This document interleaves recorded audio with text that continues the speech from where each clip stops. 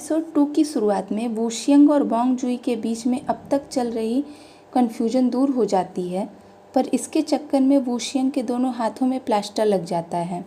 Bong जुई फिर से कोशिश करती है कि ये कॉन्ट्रैक्ट ख़त्म कर दे, पर वूशियंग उसे ये कहते हुए मना कर देता है कि अब तुमने मेरे हाथों के साथ जो किया है उसकी वजह से हॉस्पिटल का बिल और मेरे ठीक होने तक जो मेरी जगह पर कैफ़े में काम करेगा उसका पे वो सब मैं रेंट में ऐड करूँगा। और बोंग जुई को बिल देता है। बिल देखकर तो बोंग जुई के होश उड़ जाते हैं, पर उसकी गलती की वजह से ये सब हुआ होता है, इस वजह से वो कुछ नहीं कहती और मान जाती है। वह पूछती है कि क्या उसे और किराएदार की ज़रूरत है। वूशियंग के हाँ कहने पर वह उससे एक डील करती है और अगले ही सीन में हम योनशियो को कॉन्ट्रैक्ट साइन करते देखते हैं। योनशियो वूशियंग से बोंग जुई की वजह से हुई प्रॉब्लम के लिए माफ़ी मांगती है, पर वूशियंग कहता है कि वो तुम्हें भी यहाँ लाई और साथ ही साथ जब तक मैं सही नहीं हो जाता वो कैफ़े में मेरी जगह काम करेगी, इसलिए कोई बात नहीं। योनशियो वहाँ की लैंडलेडी के बारे में पूछती हैं तो वूशियंग बताता है कि ये डोर मेरी माँ चलाती हैं, पर कुछ पर्सनल रीज़न की वजह से अभी मैं उनकी जगह इसे चला रहा हूँ। क्योंकि ये सब सेम एज के हैं इसलिए ये आपस में कैजुअल बात करने का डिसाइड करते हैं। और अपना इंट्रोडक्शन कराते हुए वूशियंग उन्हें बताता है कि इस हाउस को चलाने में उसका फ्रेंड उसे हेल्प करता है। तभी उसके फ्रेंड की एंट्री होती है और यहाँ हमें उसका नाम पता चलता है, कांग जुनवू। तो अब हम इसे जुनवू बुलाएंगे। जुनवू को देखते ही योनशियो के दिल के सारे गिटार बज जाते हैं और वह उसे देखती ही रह जाती है। वूशियंग आगे बताते हैं कि यहाँ माहुन नाम का एक और लड़का रहता है, पर वह अक्सर अपने मूवी की शूटिंग में बिजी रहता है। यहाँ आकर योनशियो का तो जैसे सपना ही पूरा हो गया। वह बोंग जुई से कहती है कि ये जगह बिल्कुल वैसी है जैसी वो खोज रही थी, पर बोंग जुई के लिए तो यहाँ लड़कों का होना ही सबसे बड़ी प्रॉब्लम थी। पर योनशियो कहती है कि ऊपर वाले को भी हमारे लिए बुरा लगा है कि आज तक हम हमेशा गर्ल्स के साथ ही रहे हैं, इसलिए उन्होंने हमें इस लव हाउस में भेजा। जिस पर बोंग जुई कहती, तीनों लड़कों की वजह से मैं तो अपने रूम में ही फंसी रह जाऊंगी। तभी बोंग जुई अपने सामान से पोस्टर निकालती है और उस पर आए रिंकल को देख के परेशान होती है। ये पोस्टर उसके आइडल जंग वू का होता है। योनशियो उसे सेलिब्रिटी की बजाय रियल लाइफ में लड़कों को लाइक करने को कहती है और फिर से जुनवू के ख्यालों में खो जाती है। नेक्स्ट सीन में हम योनशियो को फ्रिज खोलते हुए देखते हैं और सब कुछ इतना नीट, क्लीन और इंटैक्ट देखकर वह सरप्राइज्ड होती है। तभी वहाँ जुनवू आता है। योनशियो जुनवू को हाय बोलती है और मन ही मन में सोचती है कि ये बिल्कुल मेरी स्टाइल का है। जुनवू उसकी तरफ देखता है और कुछ कहना चाहता है पर रुक जाता है। योनशियो सोचती है कि ये रुक क्यों गया, पर फिर ब्लश करते हुए सोचती है कि कहीं ये मुझे ऑलरेडी पसंद तो नहीं करने लगा। अगले सीन में जुनवू वूशियंग की हेल्प करता है और कहता है कि मुझे वो लड़की योनशियो पसंद नहीं है। वूशियंग पूछता है कि पर क्यों, जिस पर जुनवू कहता है कि एक तो उसने फ्रिज में पूरा मेस कर दिया और उसका दरवाज़ा खोले हुए ही बात कर रही थी, इससे बिजली का बिल ज़्यादा आता है। वूशियंग उससे पूछता है कि तुमने उससे कुछ कहा तो नहीं, जिस पर जुनवू कहता है कि इस बार तो नहीं कहा, पर अगर अगली बार ऐसा करेगी तो ज़रूर कहूँगा। जिस पर वूशियंग उसे कहता है कि तुम्हारी वजह से ही पिछला किराएदार चला गया था, इसलिए इस बार गलती से भी ऐसा मत करना और अगर तुम्हें कुछ गलत लगे तो खुद से ही सही कर लेना। नेक्स्ट सीन में योनशियो बर्तन धुल रही होती है।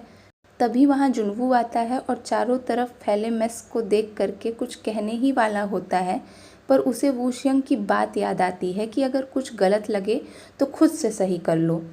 तो वह जाकर योनशियो को बर्तन धुलने को मना करता है और खुद धोने लगता है। अब क्या था, हमारी योनशियो के ख्याली अरमानों को और पंख लग जाते हैं और वह सोचती है कि क्या ये मेरे हाथ गंदे नहीं होने देना चाहता, और अगेन ब्लश करने लगती है। नेक्स्ट सीन में हम कैफ़े में वूशियंग और बोंग जुई को देखते हैं, जो उसे कैफ़े में रखे सामान के बारे में बताता है, पर बोंग जुई अपनी नर्वसनेस की वजह से उसकी तरफ नहीं देखती है। नेक्स्ट सीन में बोंग जुई और योनशियो अपने रूम में होती हैं। बोंग जुई अपने आइडल जंगवू को की पिक्चर देखकर कहती है कि कितना हैंडसम है। तभी जुनवू के ख्यालों में खोई योनशियो कहती है कि कांग जुनवू कितना हैंडसम है। आई थिंक मेरा जल्द ही बॉयफ्रेंड बनने वाला है, कांग जुनवू। जिस पर बोंग जुई के पूछती है कि तुम्हें नहीं लगता कि पहले भी ऐसे ही तुम्हारे 100 ऑलमोस्ट बॉयफ्रेंड बन चुके हैं। जिस पर योनशियो उसे भरोसा दिलाते हुए कहती है कि इस बार 99% श्योर है। जिस पर बोंग जुई कहती है कि हाँ 1000 में से।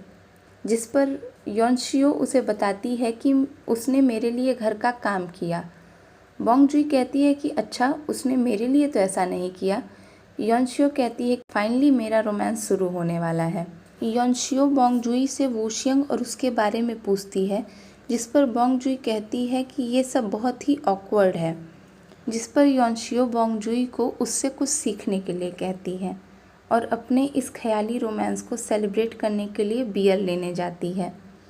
वहीं वूशियंग और जुनवू बैठकर बियर पी रहे होते हैं और वूशियंग जुनवू से पूछता है कि तुम्हारा पार्ट टाइम जॉब कैसा चल रहा है।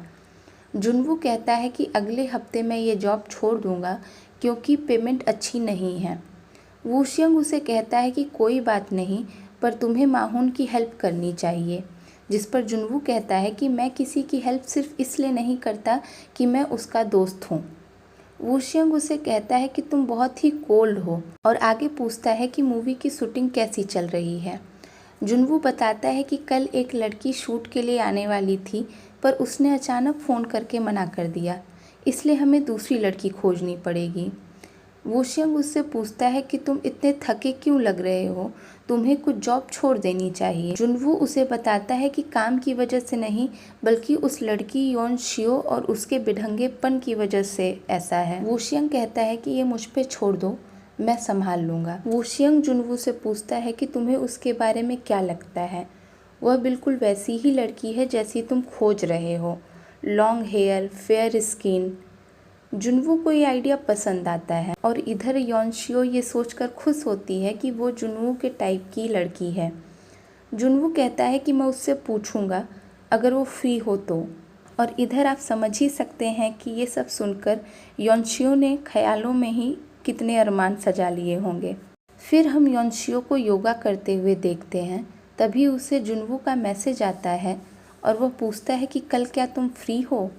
ये देखकर वो खुश होती है और कहती है कि ये तो 100% डेट है और रिप्लाई करती है कि हाँ फ्री हूँ, पर क्यों।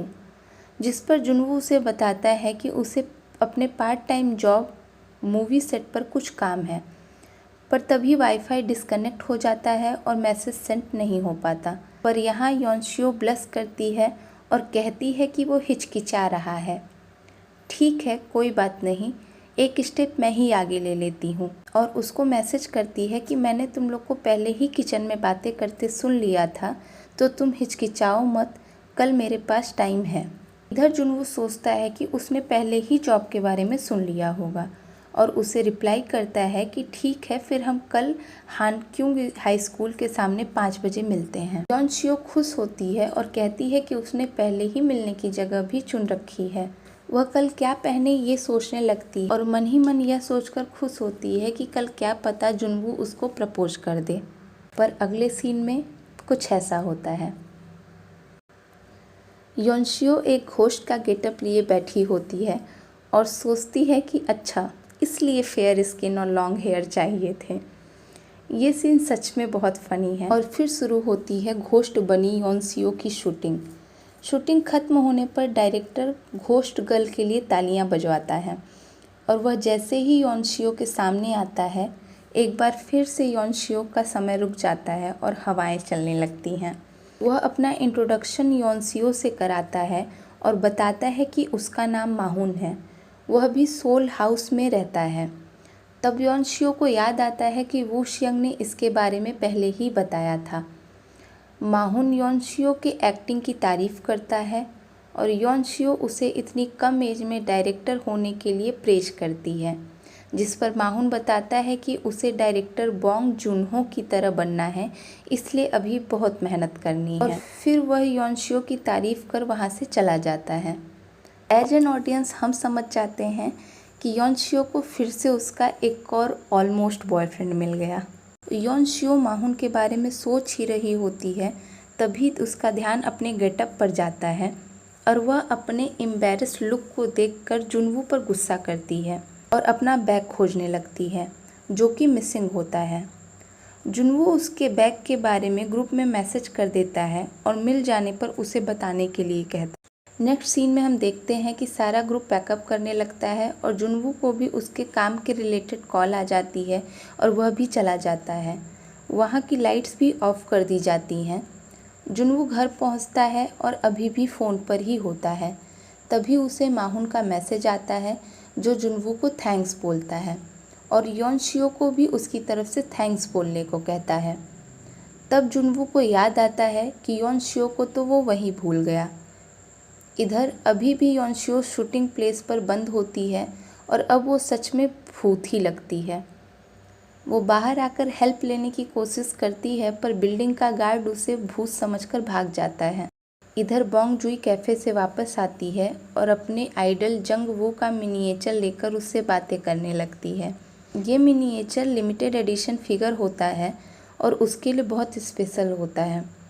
वह अपना फ़ोन भूल गई होती है जिसे लेने वह वापस जाती है और उस मिनिएचर को टेबल पर ही रख देती है। तभी वहाँ वू शियंग आता है और उस मिनिएचर को उठा लेता है पर उसके हाथ में प्लास्टर होने की वजह से वह उसके हाथों से गिर जाता है। तभी वहाँ बोंग जुई आ जाती है।